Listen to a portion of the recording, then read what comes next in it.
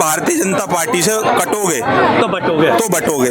मतलब भारतीय जनता पार्टी को अगर वोट नहीं दिया तो कटोगे। हाँ। अगर कहीं और पार्टी में दोगे। इतना भ्रम फैलाना चाह रहे हैं देश में लोगों के लिए, वो देशवासियों को डराना चाह रहे हैं।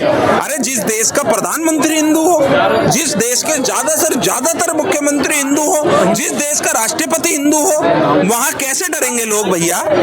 बताइए, वहां कैसे डरेंगे बाबू? कहीं ना कहीं इस बयान को इस तरह भी जोड़ के देखा जा रहा है कि जातियों में बटोगे तो कटोगे। भैया देखिए, हमने तो देखा नहीं कोई जाति में बट रहा है। अगर कोई अपने लिए रोजगार मांग रहा है तो वो जाति में नहीं बटा। कोई किसान अपने लिए हक मांग रहा है, एमएसपी पर गारंटी मांग रहा है तो वो जाति में नहीं बटा। कोई बेरोजगार युवा अपने लिए रोजगार मांग रहा है तो वो जाति में नहीं बटा। मतलब आपको वोट दे दो तो वो देशभक्त है, किसी और पार्टी को दे दो तो वो देशद्रोही है, मतलब वो देश का हिंदू है। भाई साहब, इन्होंने कहा कि जो बटोगे कटोगा मतलब था वो ये था कि बीजेपी से कटोगे तो अलग ही माहौल बनेगा। बांटने काटने की राजनीति कौन कर रहा है? राहुल गांधी ने बोला जाति की जनगणना करानी चाहिए, हिंदुओं की, मुस्लिम की नहीं। उसने बोला कि उनकी भी होनी चाहिए, देश में सबकी होनी चाहिए ना। लेकिन इनकी जो दादी है वो तो नहीं कहती थी जाति अब जात पात पे वोट ले लो। दादी चली गई 80 के दशक में।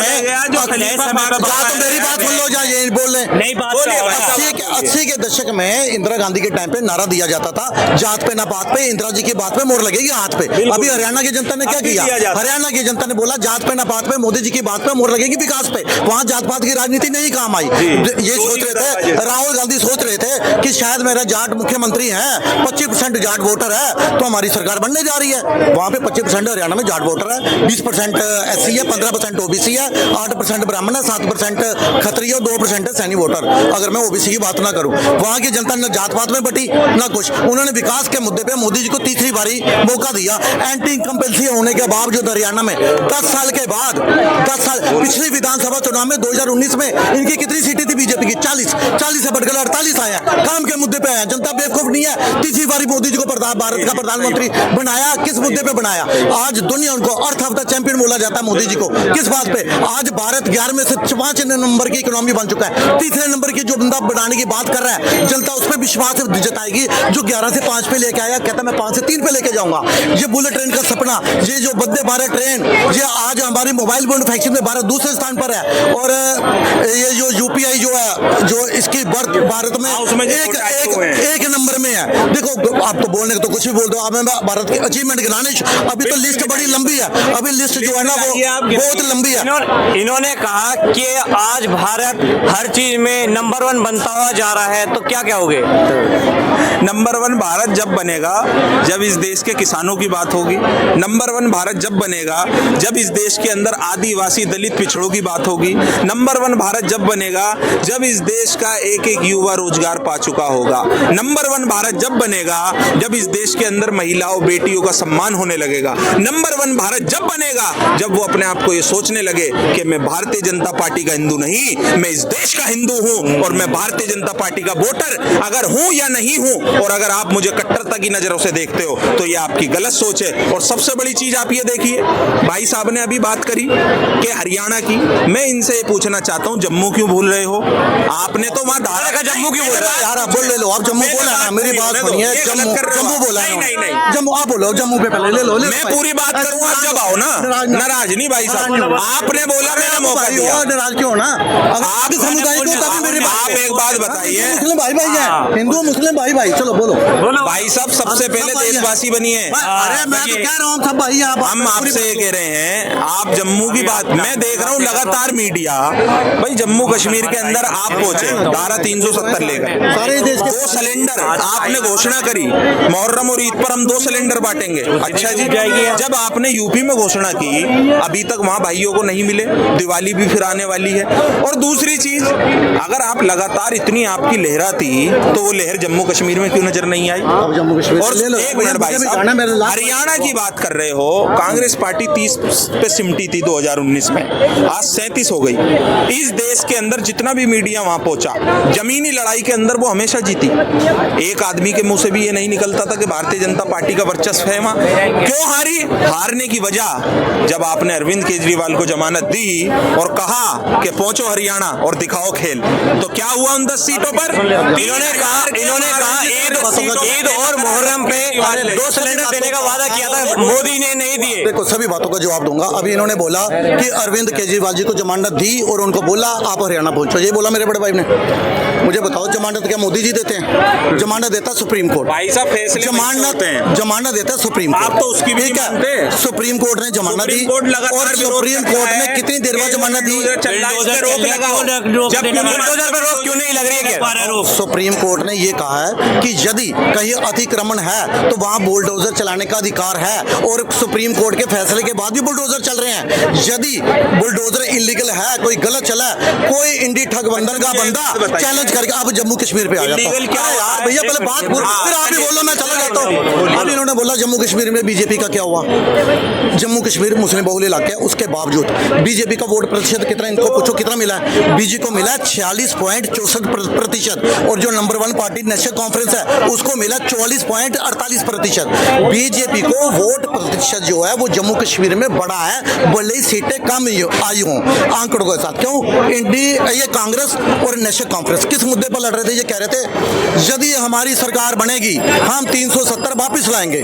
बीजेपी कहती है यदि हमारी सरकार बनेगी हम पीओके वापस लाएंगे। तो चुनाव उन्होंने देखा कौन राष्ट्रवादी पार्टी है। बीजेपी कह रही है हम पीओके वापस लेंगे, ये कह रहे हैं हम 370 वापस लाएंगे। इस वजह से बीजेपी का वोट प्रतिशत जम्मू कश्मीर में बढ़ा पहली बार। और अगली बार देखना कैसे चुनाव होंगे जम्मू कश्मीर में। बीजेपी पूर्ण बहुमत के साथ सरकार बनाएगी विकास के मुद्दे पे, ना कि जाति धर्म के मुद्दे पे।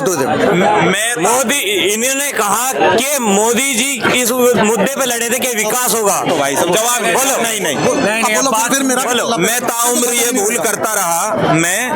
ये भूल करता रहा कि धूल चेहरे पर थी और आईना साफ करता रहा। लेकिन इन भाई साहब से ये पूछा जाए, आप जिस वोट प्रतिशत की बात कर रहे हो, आप तो बड़ी जय जयकार करते थे वहां जाकर कि भैया हमने 370 का जो कानून होता है ना वो संसद भवन से निकलता है और वहीं से साबित होता है। ये तो तुम देश को गुमराह कर रहे हो। अरे अगर इंडिया गठबंधन, आप बात नहीं सुनेंगे। 2024 के चुनाव में जब मोदी जी आए प्रचार करने तो क्या कहा?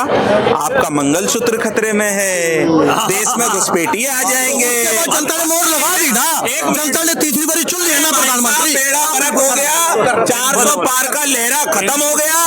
आपने लगातार सर माथा पटक पटक के आप परेशान हो गए। 352 से 250 240 पे आ गए। तो क्या ये आपका विकास है? विकास उसे कहते हैं। और सुनिए, हरियाणा आप खुशी देखिए, जब बरसात होती है तो मेंढक बाहर आता है। आप हंसो, कोई बात नहीं। मैं तो कह रहा हूं आप वहां के जनता के हित की तो बात करो। आप 47 सीटें लाए हो, 70 सीटें नहीं लाए वहां। और चोरी की और जुल्म की बहुत कम उम्र होती है। एक दिन बड़े बड़े तानाशाह इस दुनिया से चले गए, सबका खात्मा होना है। आप करो और उतनी करना जितनी झेल सको। महाराष्ट्र और झारखंड में भी चुनाव होने हैं 2025 में, तो वहाँ किसकी सरकार बनती हुई दिख रही है? भाई साहब महाराष्ट्र की मैं बता रहा हूँ, महाराष्ट्र के अंदर एक से एक दिग्गज लीडर है जो पूरे देश की राजनीति को समझते हैं। हरियाणा नहीं है कि आपस में हुड्डा सहेलिया भिड़ रहे हैं, जनता कुछ और मुद्दे लेके खड़ी है, समझ रहे हो? नहीं, महाराष्ट्र के अंदर बड़े बड़े नेता हैं, वो अपने दिमाग से ही इन्हें तेज कर देंगे। देखा था ना अजीत पवार पे 70,000 करोड़ का घोटाला था, कैसे दोनों भाई ने किस तरह अपना मामला भी कर लिया, लाठी भी पाड़ दी और सांप भी मर गया, वाला हिसाब कर दिया था उन्होंने। तो भारतीय जनता पार्टी अगर जमीन के मुद्दे पर हार रही है, आप देखो कुछ भी करो, शासन प्रशासन आपके हाथ में है, ठीक है। आप सुप्रीम कोर्ट की बात को नहीं मानते हो, फिर कहते हो सुप्रीम कोर्ट ने जमानत नहीं दी। भैया चुनाव से पहले यही दलीलें पिछले 5 महीने से अरविंद केजरीवाल के लिए दी जा रही थी, जब से जमानत क्यों नहीं दी थी आपने?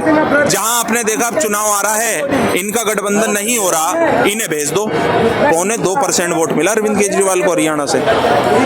जो विपक्ष आरोप लगाता है असदुद्दीन ओवैसी जो हैं वे बीजेपी की वी पार्टी कहलाए जाते हैं। यार मेरी ये समझ में नहीं आ रहा, जिन पार्टियों का कोई वर्चस्व नहीं है भारत में, तुम उनकी बातें करते हो। अरे भैया सब इसी के पाले हुए हैं, वो उधर से गंदगी फेंकता है, ये इधर से फेंकते हैं, जनता आपस में भिड़ती है।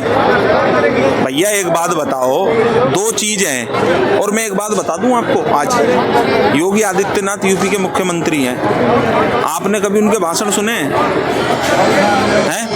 और कभी आप ओवैसी के भाषण सुनना, दोनों के एक जैसे हैं ना, हैं तो आप किसे, फिर आप उन्हें भी गलत बताओ। भैया ये चीजें बड़ी सोचने समझने वाली होती हैं। ईमानदार नेता को चुनो, कर्तव्य के साथ काम करो जो देश के युवाओं को तरक्की पर ले जाए। आपके हिसाब से कौन ईमानदार है? ईमानदार वो आदमी है जो कस्में ना खाए झूठे अपने बच्चों की, जो देश को धोखा ना दे, वही ईमानदार है।